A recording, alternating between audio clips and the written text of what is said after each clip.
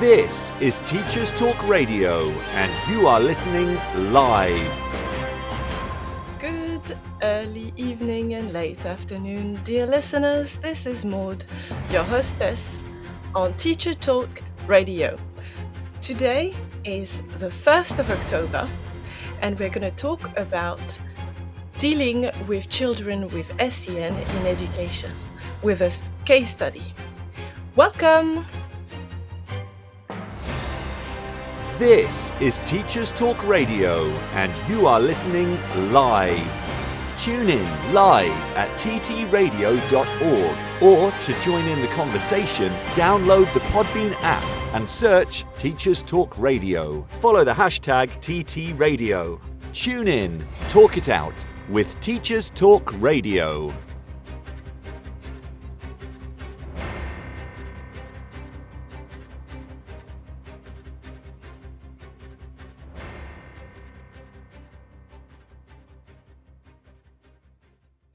So this is Teachers Talk Radio, and you're listening to the Sunday Twilight show with Maud. It is 5:04 on Sunday, the 1st of October, 2023. You can join me live using the chat function. We can discuss today's topic, which is a case study, how to deal with children with special educational needs. So, good late afternoon and early evening, fellow educators and dear listeners. This is my 49th radio show as your hostess, and I'm delighted to share this experience in your lovely company.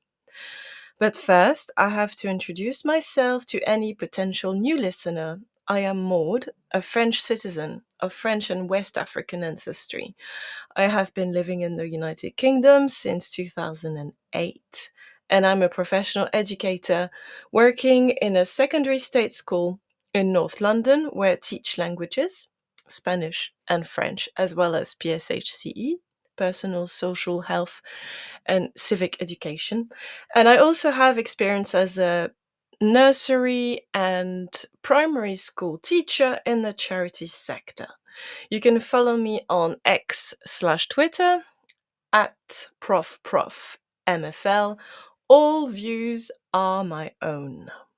So today I want to focus on a topic that is relevant to many, many parents and many educators, and also in my personal and professional daily working life. I want to talk about a case study, but it is in order to understand how we can support children with special educational needs.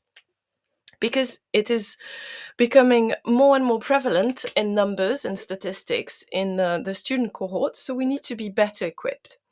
This is mostly relevant to teachers and educators, preferably also lawmakers and legislators who work in the field of education, parents and their children, people interested in neurodivergence, special educational needs, and also anything relating to being different in the community.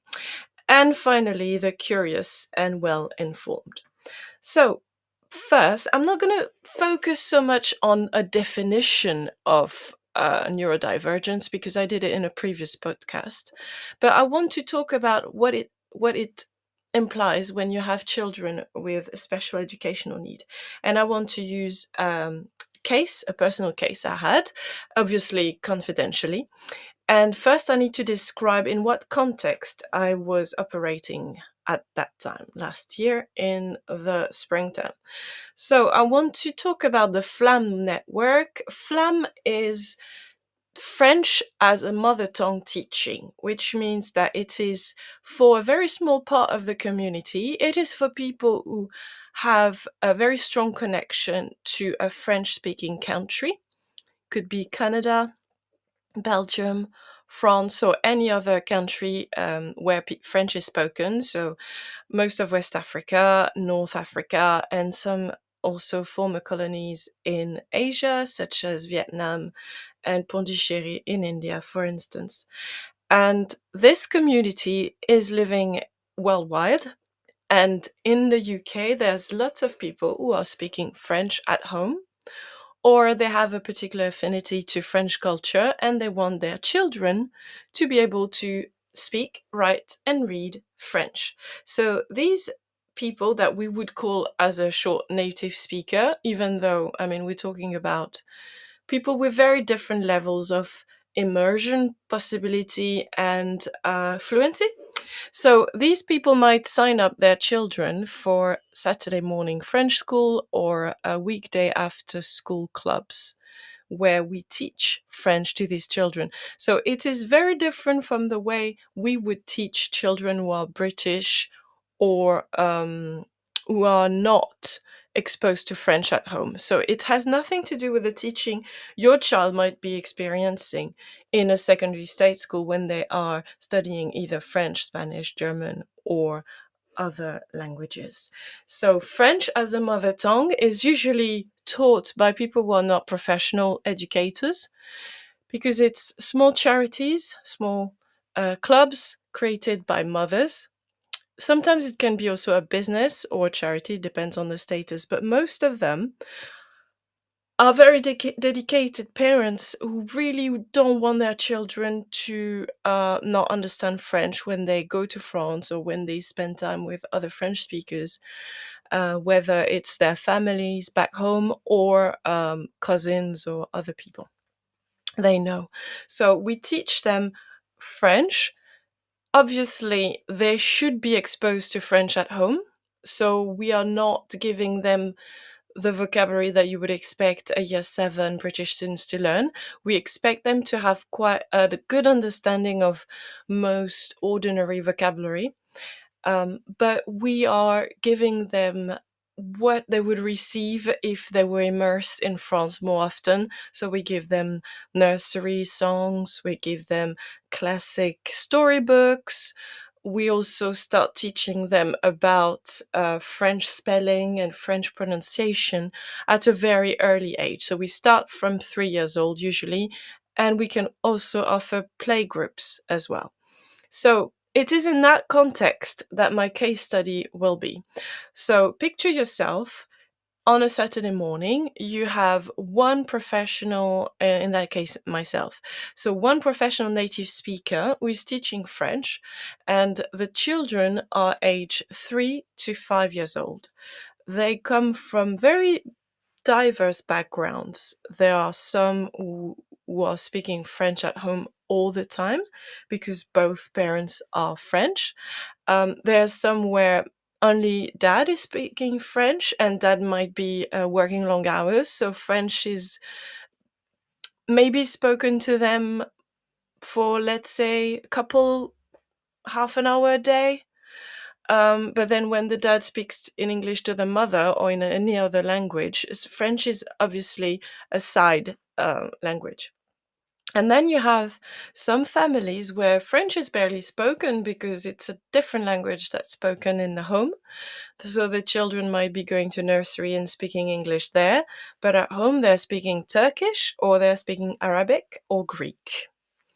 So you have all these little children coming, and they spend 2 hours with myself, French teacher, and they are in total immersion. English is banished. I'm not never speaking a word of English when I'm with them. If they do, I just repeat what they said to me in French, and I'm hoping they're gonna naturally repeat it. Or sometimes I encourage them to repeat the correct pronunciation and sentences.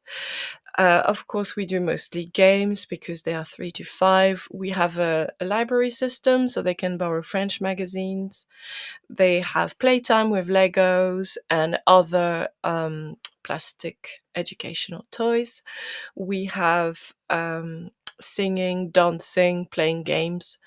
We have a snack time outside, and then we have 25 minutes where we sit down and do some pen gripping or pen writing or proper writing, depending on the age. So, this is the structure and the context of my case study today. Now, we have a group of students who are used to school because they have either been to nursery or they have started their reception year, age 4, in the English system for most of them. So all of them know how to put their hands up very often. They also know to stand together in line if they need to leave the premises. They know some basic instructions. They are usually all potty trained, and they are used to taking turns because they have been socialized in groups before. So, in that case study, I got a new student mid through the year, so beginning of spring term. And this boy was very bright and very dynamic. He had a very rich vocabulary. Um, our, the family told me that he was really interested in animals, and it's true. He was constantly talking to me about very specific types of fish because he went fishing with his father, so he was really knowledgeable about freshriver fish. And I was welcoming him in the classroom, and he seemed to struggle from the get go with sitting down in a circle on the carpet when we did songs. So that was the first experiences over the first Saturdays. And then slowly and slowly he started being very distracted, couldn't stay still for more than 2 to 3 minutes. He started being disruptive, rolling in the middle of the circle, interrupting, singing, sometimes in English, sometimes in French, repeating words at random times, interrupting others. So being quite distracting. The method usually, when they're that little, is we have a young TA who is not trained. She's a volunteer. She's age 16. So she would just take him by the hand, go in the corridor, go for a walk, just ask him a few questions about what he did in the week, and then bring him back to the circle. So we did that a few times. It didn't seem to improve the situation. As the weeks went by, he started developing disruptive behaviors that had an impact on other students. For instance, if we were asking one student to count from 1 to 10 in French, counting animals or counting labels or something, the child would start 1, 2, 3, and that particular child would interrupt and shout, not swear words because that would be a bit, but he would start shouting in French the word caca, which means poo. So that would be obviously triggering in the sense that all the others would be learning that word, and not every parent was happy for them to shout this in the lesson. So it would be distracting, and I'm not sure why he was doing it because he didn't seem to relish the attention he got from the other students. He knew it was distracting. He chose the perfect moment to really be distracting, but I don't think he really benefited from the attention he get from the others. He started also sometimes pushing others because he was moving so much, and really being really difficult to deal with on that carpet when we were doing songs. So after a few weeks, I decided to ask my pedagogy head. We have a head of administration and a head of pedagogy in one of these FLAM network schools, and I asked her for advice. And she told me to have a chat with the parents and ask what was going on and see if we could put something in place. So I did ask the father in that case because he was the one who brought the children. I assume he was the only French speaker. And the father told me that his son had a diagnosis, and at school, at English school, he didn't really seem to have behavior problems because he had a teaching assistant. And I asked, how does the teaching assistant help when he can't sit down and when he's being distracting? And he said that there would be 2 classrooms, and in between the classroom, there would be a middle room, and the TA would take the little boy to the middle room to support him and calm him down and reset him before bringing him back to the classroom. Now, obviously, in my setting, we do not have extra rooms. We have a TA, but as I said, she's 16 and she's not really always trained to deal with children who have special educational needs. So I with the advice from my head of pedagogy, asked the father to remain in the classroom with us and support his child. So I could see that there was some reluctance from the father. He didn't really want to stay in a classroom. He objected that he had a younger child with him, a little sister, and that it would be difficult logistically. Now, I offered for the little sister to attend the classroom with us, to attend the class with us, because she was a bit younger, but she seemed really keen and she was really lovely. And she just came with her dad the following Saturday, sat down and did the singing with us, and so she was beautifully included in the lesson. And I was hoping that the father would be able to support his child the way a trained teaching assistant would in a normal English setting in a weekday school. Now, I noticed that the father was um, not getting involved. He was sitting on a chair away from the group, whereas most parents usually, when they attend the lessons, the classes with us, they choose to sit down with us, they choose to engage and sing the songs, and they usually hold their child and make their child repeat when it's the first lesson, and they're a little bit intimidated. There was none of that with this father, and I felt like he was not in the moment with us, and he seemed like he wanted to check his phone, and he was looking up and he was not looking at his child. So his child had the same usual behavior, so he was rolling over in the carpet on the floor, um, bursting out with words that were not related to what we were saying, etc., being distracting again. So I went home and reflected. How can I get the father's help? Because I have 15 other students. I can't let one boy's behavior affect the whole experience for everybody. So I devised a little document with visuals, and I explained to the father everything that he could put in place if he wanted to support his child efficiently.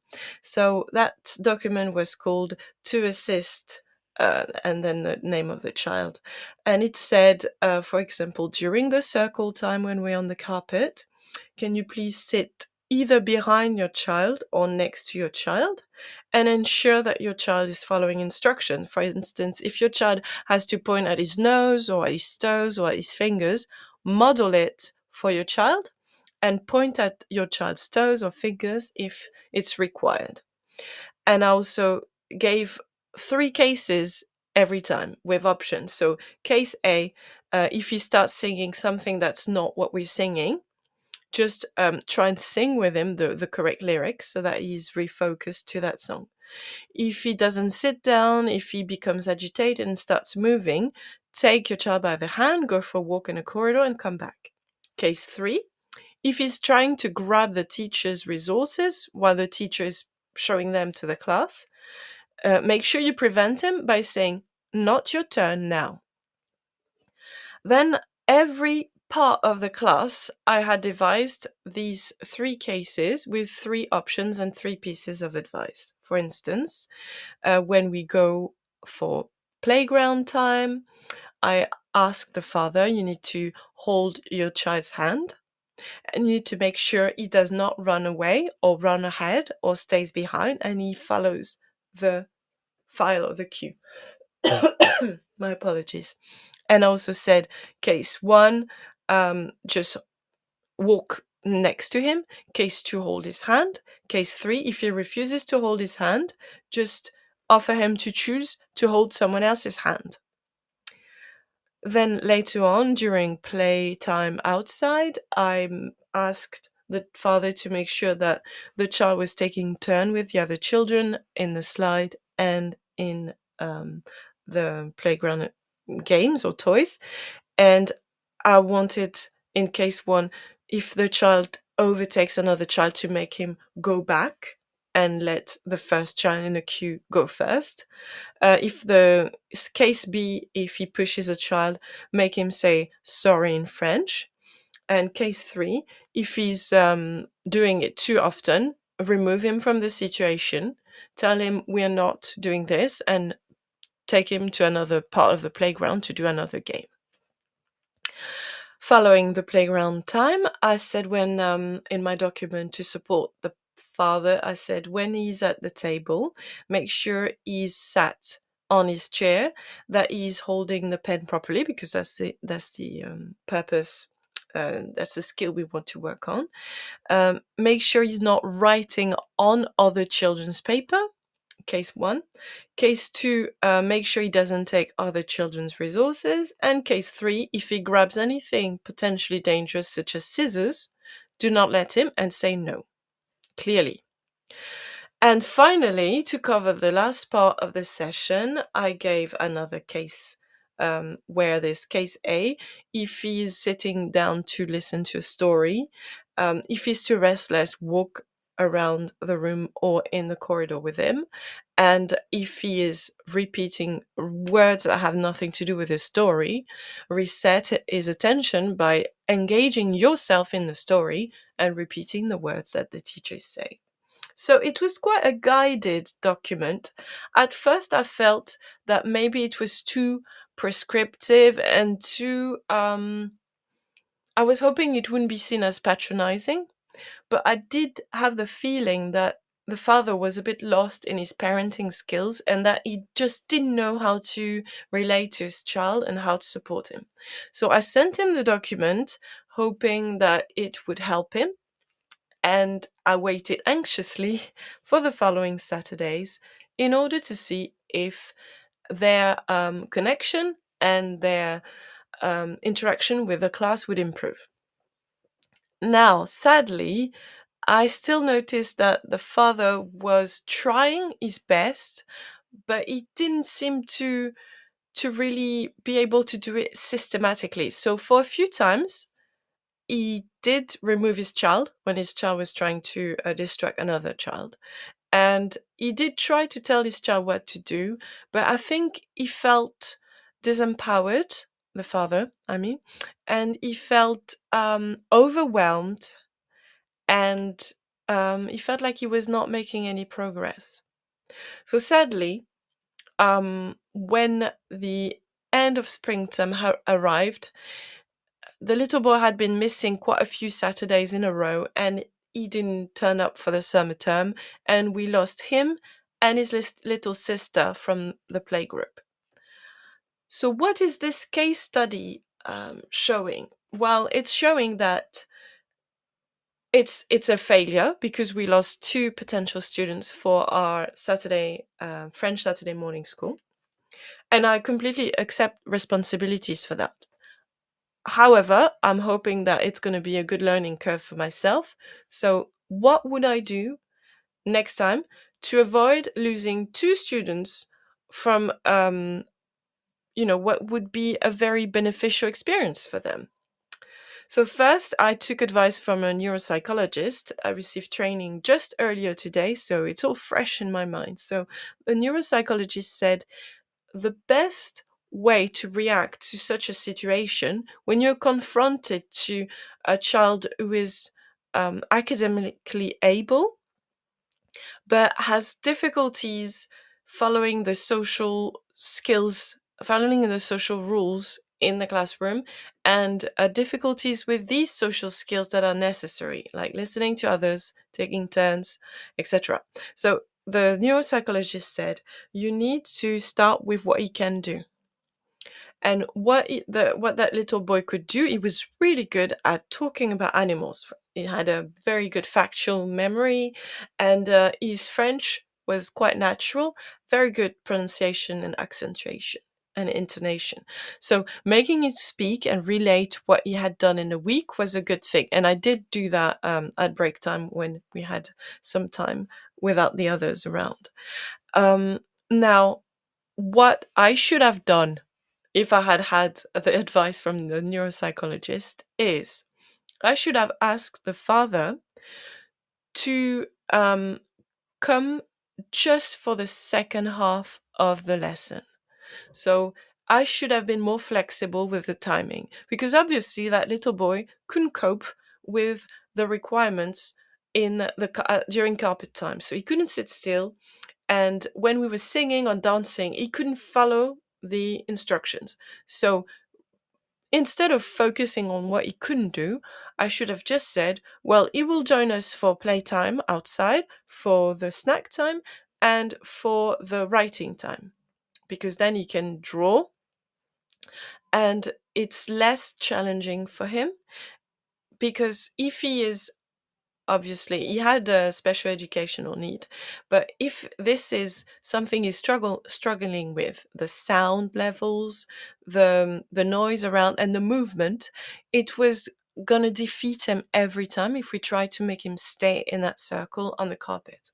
So with hindsight, I would have asked the father to just come for the second part of the class, to bring his child for just 15 minutes one Saturday and then 30 minutes another Saturday, and maybe just stay there until the child was calm enough to not distract others. Because during drawing time, sometimes he would draw on other people's books, and he would also sometimes take their pens, or once he had a scissors and he was being a bit rough with the scissors. So just having a reduced time would have been a good answer, and might not have um, pushed the child away, because obviously if the child is difficult to deal with, then maybe the father lost the will to come regularly every Saturday. So that's what the neuropsychologist said. Then another thing I could have tried to keep them both on side is to be more clear and more prescriptive and more explicit in my instructions. Because as I explained, I gave the document I prepared to the father, and I hoped he read it. I gave him a printed sheet and I sent him the document as well. But I didn't go through it with him during a meeting. I mean, we had a meeting, but I gave him the document after. Maybe I should have, with hindsight, sat with the father and said, this is what you have to do every time systematically. This is what the teaching assistant would do in the weekday school, in the English school. So this is what you have to do on a Saturday morning. And I know you're not trained professional. I know you're a father. I know there's a lot of emotional aspect to the father-child relationship, and it's sometimes hard to give them instructions the way a professional would do, and it would be easier for a professional. But because we were not a structure that has trained TAs, only a 16-year-old who was helping with French, it was important for me to be extremely clear. And also, with hindsight, maybe the father also had difficulties dealing with implicit communication and a social input. So I should have made it really, really, really prescriptive and explicit. So this is with that sort of case study analysis that we can improve as a practitioner, as an educator. And I find it extremely useful. And I wish I had a neuropsychologist on speed dial whenever I face an issue in my classroom. So I hope that case study was as helpful as it was for me. Let's listen to the news now to have a little bit of an idea of what's going on. This is Teachers Talk Radio, and you are listening live.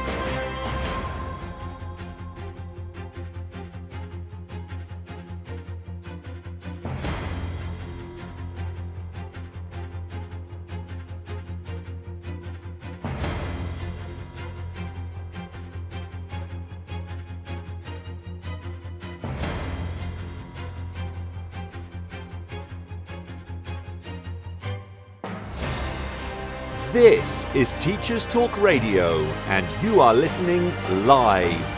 Tune in live at ttradio.org, or to join in the conversation, download the Podbean app and search Teachers Talk Radio. Follow the hashtag TTRadio. Tune in, talk it out with Teachers Talk Radio.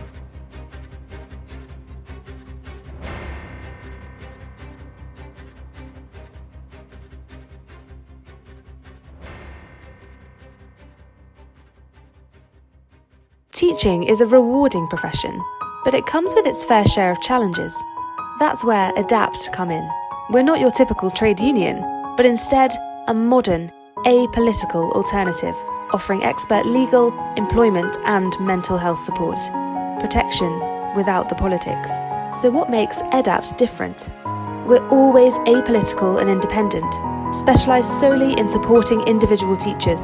Our caseworkers are professionally qualified, ensuring you always get the best advice. Plus, there's 24/7 mental health support. Whether it's a simple contract check or handling serious allegations, ADAPT are here for you. Join the thousands of educators who've chosen ADAPT to protect their careers. Subscribe at adapt.org.uk today. ADAPT. Supporting school staff. Protecting careers. This is Teachers Talk Radio, and this is Teachers Talk Radio News.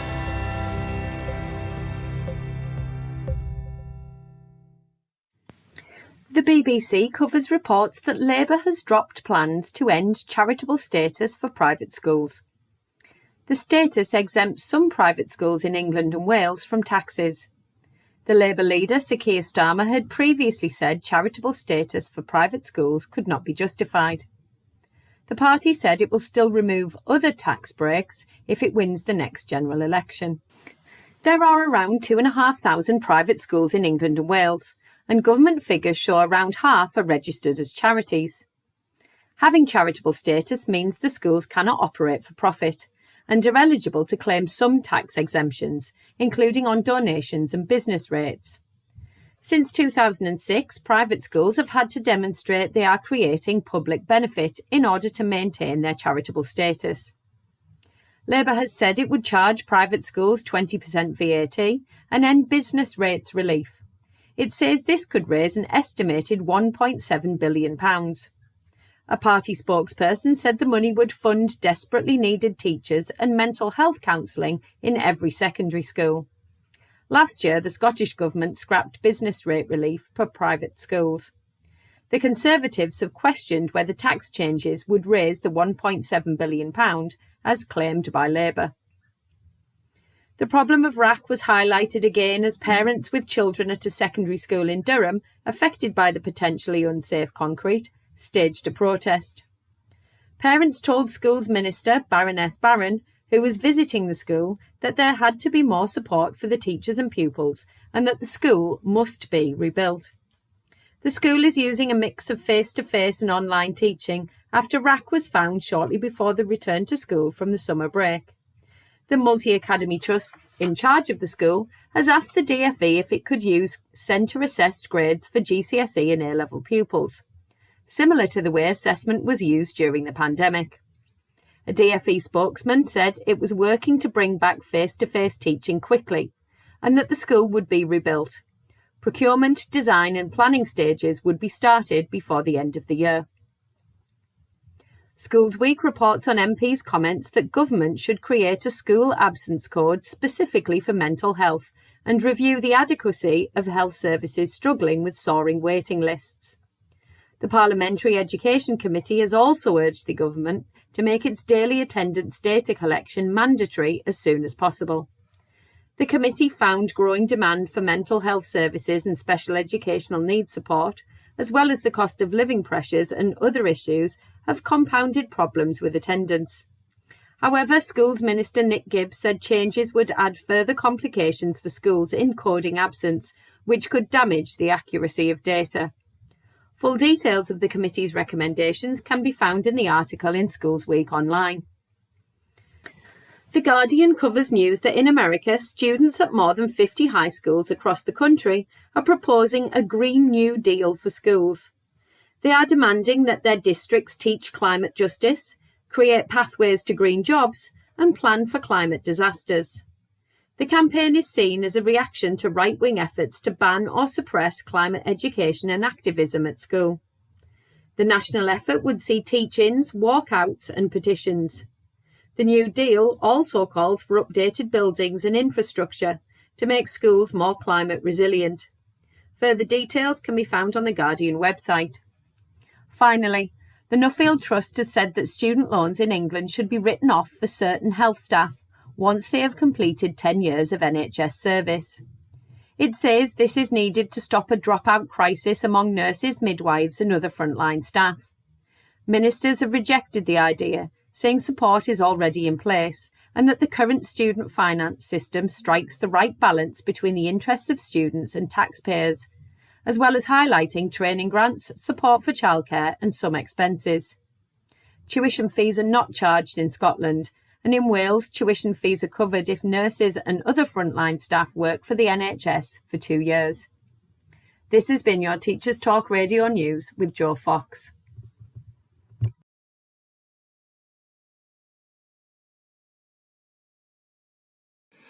Right, so thank you, dear listeners, for listening to the news. Now we're back to thinking about how to support children with special educational needs. As I said earlier, with hindsight and a direct line to a neuropsychologist, that would be very helpful. In the meantime, there is a few things we need to remind ourselves. First, the neuropsychologist who did our training today was very clear that there is an abundance of diagnoses at the moment and that they are statistically unfounded because according to him, too many children are diagnosed as being autistic or as suffering from cognitive issues when they are not really suffering from this particular cognitive issues. So it might be something else, but he just said it was just too many children who were described as being autistic compared to the general population.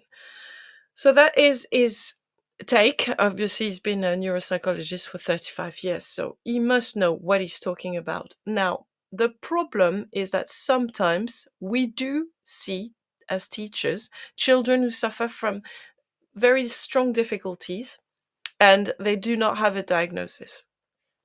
It's not our job to diagnose children neurologically. We don't have the tools, we don't have the time, we're not trained for that. But we are trained for diagnosing pedagogy difficulties. So our job is to see who is learning, how, and if they're not learning to the best of their potential, we need to address it.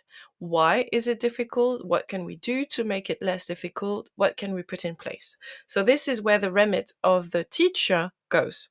Not putting a label on the child, not saying to the parents your child has this or that, but saying your child is finding this difficult or that difficult.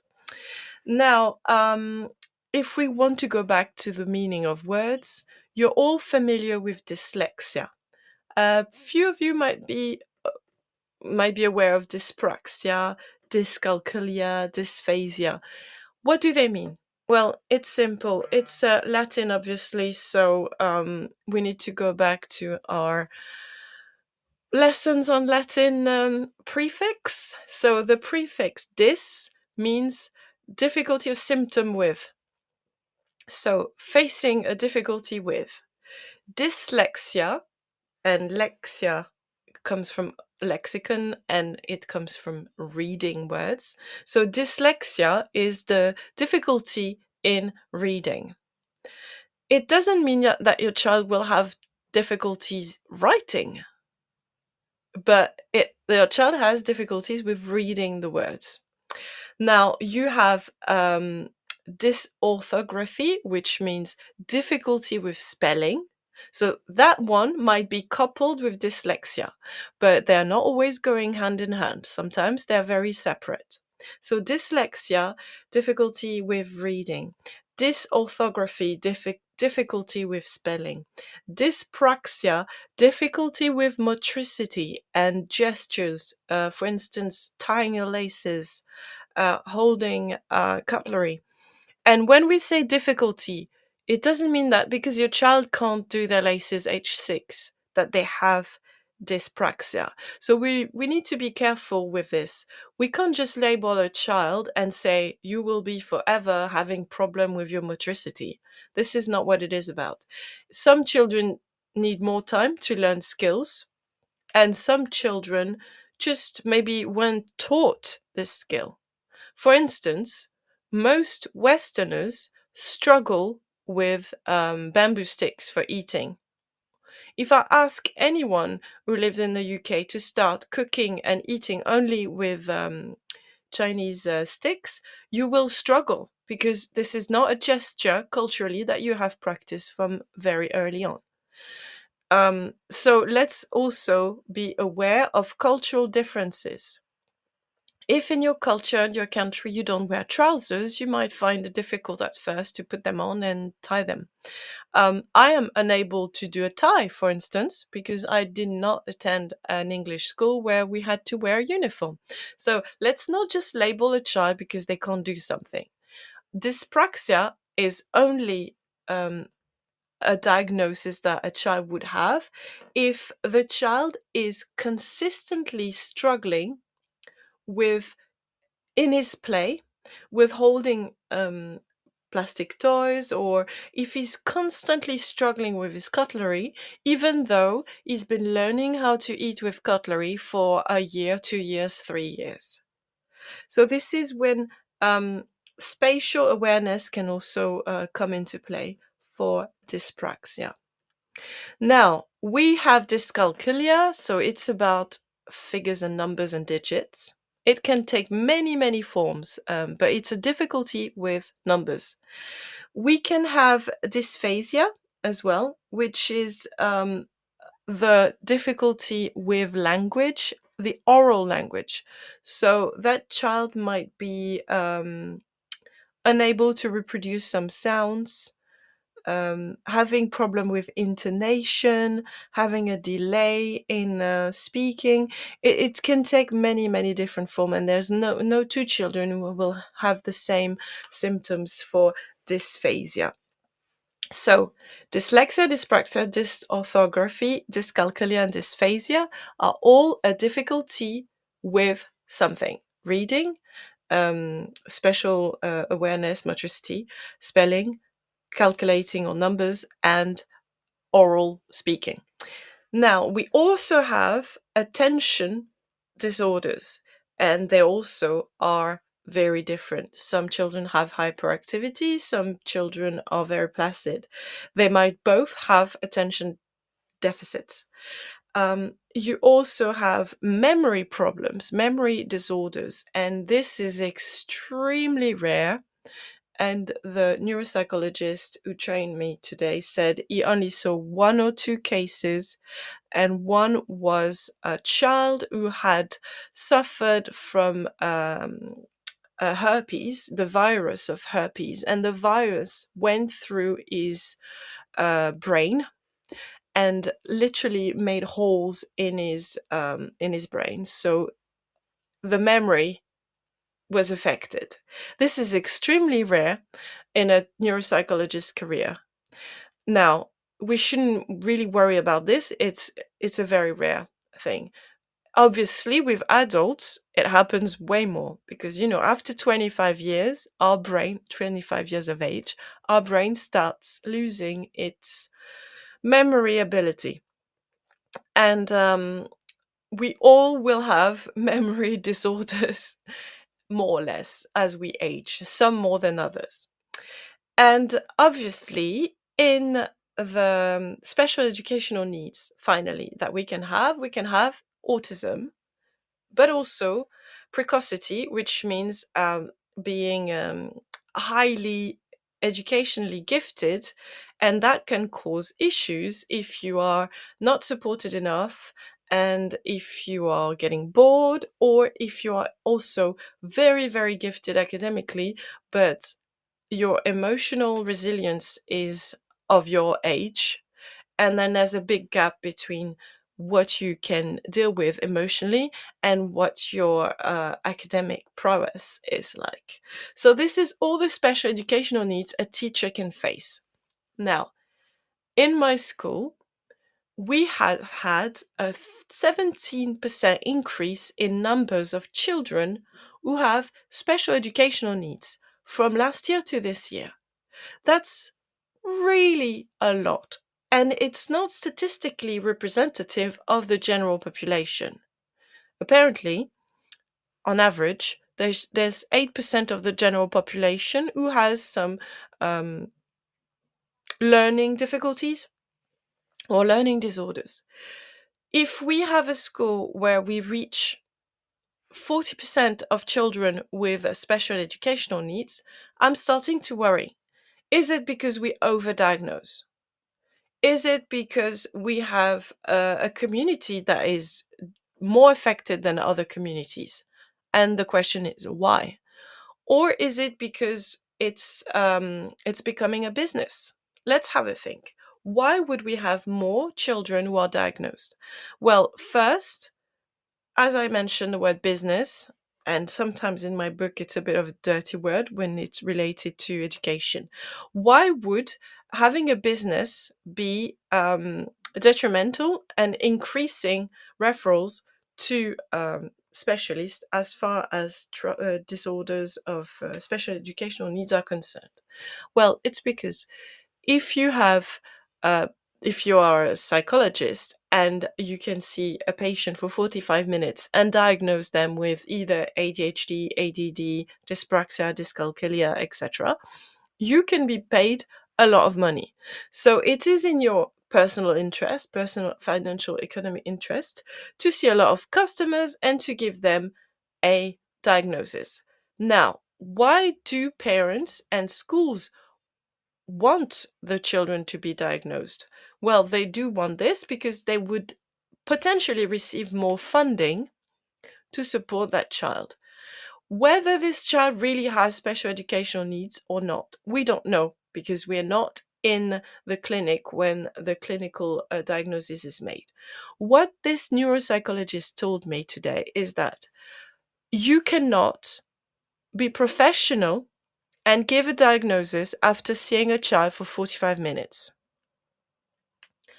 A good, solid clinical diagnosis should take between 3 to 9 hours of working with that child, testing many, many different cognitive skills, looking at memory, cognitive abilities, many, many factors that I'm not able to describe because I'm not a neuropsychologist. But if you get a diagnosis after 45 minutes questionnaire with a psychologist, you have been misdiagnosed. You wouldn't get a diagnosis for cancer without having blood tests and an MRI, etc., by a professional. So it is quite immoral if you get a diagnosis after only 45 minutes. So we need to question the profession that delivers all these diagnoses. Now I can picture a lot of parents screaming and saying, my child really has whatever cognitive trouble or disorders that has been diagnosed. I know, I agree. I myself have a child who is diagnosed with a cognitive disorder. Now, obviously, you know your child very well, and you know when your child is struggling and when your child is not. So, the increase in referrals might just be because school really want to help children. They might not really have dyspraxia, or they might not really have dyslexia, but they have something that they need support with. And the problem is when you're part of a system where only with a label and a certificate will you get enough funds to help that child. You should not have to give evidence that a child needs help to give help to that child. As a head teacher, as a head of Senko, as a teacher, you are a trained pedagogue. So if you say, this child is struggling with literacy, it doesn't mean that child has dyslexia or dyspraxia or whatever disorder. It just means this child needs extra help. It might just take 3 months, and then the child will overcome the difficulty, the anxiety levels will decrease, and then the learning will just catch up. So it is really shocking that we are in a system where we have very few available help for children who need it, remember there's a mental health crisis with NHS. It's really hard to get access to CAMS, which provides supports for children with mental health issues. And sometimes you only get 10 sessions. That's not enough. You might need 2 years worth of sessions to overcome anxiety, for example. So it is a shame that we have a system that only gives you the funds you need if you evidence that you have a cognitive disorder. And it is a shame that you have professionals who claim that you have a disorder after seeing your child for only 45 minutes. So we can see here that there is an acceleration, an accretion of diagnosis, and I'm not sure that we are actually helping the students, because there's still a massive waiting list to see a speech therapist, a psychologist, and a clinician when it's needed. So this is a bit of an issue, and I think we should really review the whole system. And we should also, if a child needs to have someone dictating for him or reading the instruction for them, we shouldn't always need a diagnosis for that. We should just say, this child is able, this child just needs someone to do X and Y. And this should just be accepted, because remember, the teacher is an expert in pedagogy. A teacher is daily trying to see how to improve cognitive skills, how to improve learning for their students. So if a teacher is noticing a difficulty, the teacher should be able to find the best solution. So this was really what I wanted to talk about today. So let's hear the news one more time. Teaching is a rewarding profession, but it comes with its fair share of challenges. That's where ADAPT come in. We're not your typical trade union, but instead a modern, apolitical alternative, offering expert legal, employment and mental health support. Protection without the politics. So what makes ADAPT different? We're always apolitical and independent, specialised solely in supporting individual teachers. Our caseworkers are professionally qualified, ensuring you always get the best advice. Plus, there's 24/7 mental health support. Whether it's a simple contract check or handling serious allegations, ADAPT are here for you. Join the thousands of educators who've chosen ADAPT to protect their careers. Subscribe at adapt.org.uk today. ADAPT. Supporting school staff. Protecting careers. This is Teachers Talk Radio, and this is Teachers Talk Radio News.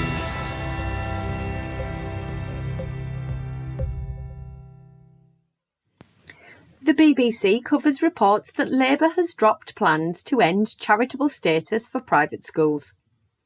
The status exempts some private schools in England and Wales from taxes. The Labour leader, Sir Keir Starmer, had previously said charitable status for private schools could not be justified. The party said it will still remove other tax breaks if it wins the next general election. There are around 2,500 private schools in England and Wales, and government figures show around half are registered as charities. Having charitable status means the schools cannot operate for profit and are eligible to claim some tax exemptions, including on donations and business rates. Since 2006, private schools have had to demonstrate they are creating public benefit in order to maintain their charitable status. Labour has said it would charge private schools 20% VAT and end business rates relief. It says this could raise an estimated £1.7 billion. A party spokesperson said the money would fund desperately needed teachers and mental health counselling in every secondary school. Last year, the Scottish Government scrapped business rate relief for private schools. The Conservatives have questioned whether tax changes would raise the £1.7 billion, as claimed by Labour. The problem of RAC was highlighted again as parents with children at a secondary school in Durham, affected by the potentially unsafe concrete, staged a protest. Parents told Schools Minister Baroness Barron, who was visiting the school, that there had to be more support for the teachers and pupils and that the school must be rebuilt. The school is using a mix of face-to-face and online teaching after RAC was found shortly before the return to school from the summer break. The Multi-Academy Trust in charge of the school has asked the DfE if it could use centre-assessed grades for GCSE and A-level pupils, similar to the way assessment was used during the pandemic. A DfE spokesman said it was working to bring back face-to-face teaching quickly and that the school would be rebuilt. Procurement, design and planning stages would be started before the end of the year.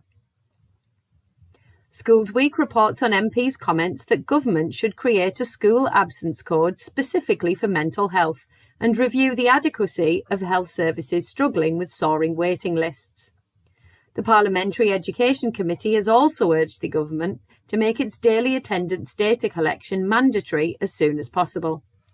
The committee found growing demand for mental health services and special educational needs support, as well as the cost of living pressures and other issues, have compounded problems with attendance. However, Schools Minister Nick Gibbs said changes would add further complications for schools in coding absence, which could damage the accuracy of data. Full details of the committee's recommendations can be found in the article in Schools Week online. The Guardian covers news that in America, students at more than 50 high schools across the country are proposing a Green New Deal for schools. They are demanding that their districts teach climate justice, create pathways to green jobs, and plan for climate disasters. The campaign is seen as a reaction to right-wing efforts to ban or suppress climate education and activism at school. The national effort would see teach-ins, walkouts, and petitions. The New Deal also calls for updated buildings and infrastructure to make schools more climate resilient. Further details can be found on the Guardian website. Finally, the Nuffield Trust has said that student loans in England should be written off for certain health staff once they have completed 10 years of NHS service. It says this is needed to stop a dropout crisis among nurses, midwives and other frontline staff. Ministers have rejected the idea, saying support is already in place and that the current student finance system strikes the right balance between the interests of students and taxpayers, as well as highlighting training grants, support for childcare and some expenses. Tuition fees are not charged in Scotland, and in Wales, tuition fees are covered if nurses and other frontline staff work for the NHS for 2 years. This has been your Teachers Talk Radio News with Jo Fox. So, dear listeners, today we looked at how to support children who have cognitive difficulties or special educational needs via a case study. I think it's really important to remember what the neuropsychologist said. He said that we need to start with what works when we approach a child who is struggling. So whenever you have a student who is struggling in your classroom, please just sit down, make a list of what that child can do first, and then you build upon this. Sadly, we are not always able to get a teaching assistant to help. And as in my school, if you have 5 students who have special educational needs in one classroom, you're never going to have 5 teaching assistants. You might have one at a stretch who needs to help every child, taking turns. And this can be done if you have enough differentiated material, or if you just have a TA who is also very aware of when to support and when to let the child work through their own skills. Now, the other thing is that we need to allow the child to have time off, and we can call it a mind break. And this is also good for anybody, because when you think about it, children are sitting down at school from 8:30 to 3, which is a very long time where we can't be focused at all times. It's good for the teacher as well. So rather than have a minute where we all stand up and do a little dance, if that works, that's fine. But the neuropsychologist said that maybe it brings too much agitation, and this is something that is really not something we want for some neurodiverse students. So he advised to have 2 minutes of silence, not in a gloomy way, but he said just train your children to have a 2-minute where they lay their forehead on their folded arms on the table, and just embrace that mindfulness of not doing anything for 2 minutes. And he said to use this mind break not at the same time every day, but whenever you feel preemptively that we've all had enough. And he said, please do it preemptively. We usually, as teachers, wait too much before we actually try to reset the classroom. So have preemptive mind breaks throughout your day. Get into the habit of doing this. He says we're much more productive after that. Also involve the parents if you can. And when you are in that bilingual setting where you have a child who attends a school, an English school in the week, and then other activities at the weekend, always ask the parent how the child is doing in different settings, because it's very telling if a child is only struggling in one setting and not the other. Now, let's not overdiagnose our children either. Let's just also wait till they develop, because they're all different. And he said, don't try to normalize children. Children are unique. We can't expect them to all reach a certain milestone at the same time. Some children are not particularly at ease with speaking in public. We shouldn't push it, we shouldn't force it, and we should play on their strength. And I think we forget that a lot. We're always thinking, oh, that child is struggling with dysphasia, so they need to do drama, they need to do public speaking, we need to give them, we need to ask them to bring an object and describe it to the class. No, let's not build defeat into our normal teaching practice. If a child is struggling with something, let's leave it aside for a while and focus on other things. If a child is struggling with reading, make another child read for him so that the child can complete the task, because they will feel validated, they will feel like they participated in the task, even though they cannot read easily. So let's not build on defeat. Let's work on what they can do. Let's not hesitate to ask for help from parents and teaching assistant if we're lucky to have one. And also, the advice is if a child is not coping in a class environment, we should allow that child to be removed from that class environment and have some quiet alone time, either in another room or with another member of staff. It is important to reduce disruption for all. And he already insisted on the fact that we can't let one child's difficulties have a nefarious impact on the whole classroom. And I could not agree more. I think it is essential that every head teacher in this country has avoiding disruption as their motto and their leitmotif. We should not damage other children's education because we have one child who is being disruptive. Now, why is this child disruptive? We need to investigate. And if it's about cognitive difficulties, we need to give them all the tools we have at hand to support them. But we should not damage other children's education. So start with the strength. Don't build on defeat. Don't push something that is too hard. Use alternatives, and be aware and listen to your child who has cognitive difficulties, special educational needs, or just a difficulty with something that can be overcome. And on the positive note, I asked the neuropsychologist if we could see on an MRI if a child has ADHD or ADD.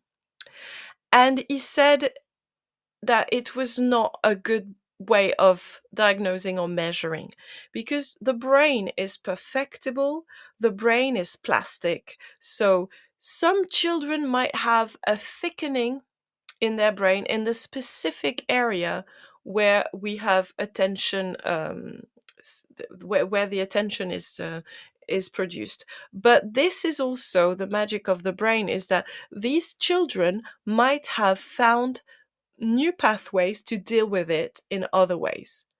And not all children who have ADHD or ADD as children will show signs of having ADD or ADHD when they're adults, because they might have found a way to compensate. So whatever diagnosis you have, there is hope that you can teach your child the right way to overcome the difficulty. So I hope this is a positive note, and I hope it gave you some pointers as to how deal with it practically in your classroom. And remember, after my own case study, I did fail this time because I lost 2 students, because we didn't find the way to work collaboratively with the father in that case. But my failure, I hope, is going to help others to overcome this.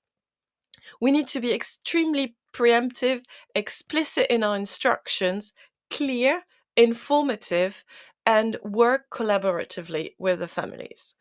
And anybody's failure is a learning curve. So I will do better next time. I hope you find it pragmatic, enriching, and helpful. And I wish you an absolutely delightful Sunday evening. Thank you. You've been listening to Teachers Talk Radio. Tune in live and listen back at ttradio.org. We look forward to hearing from you next time on Teachers Talk Radio.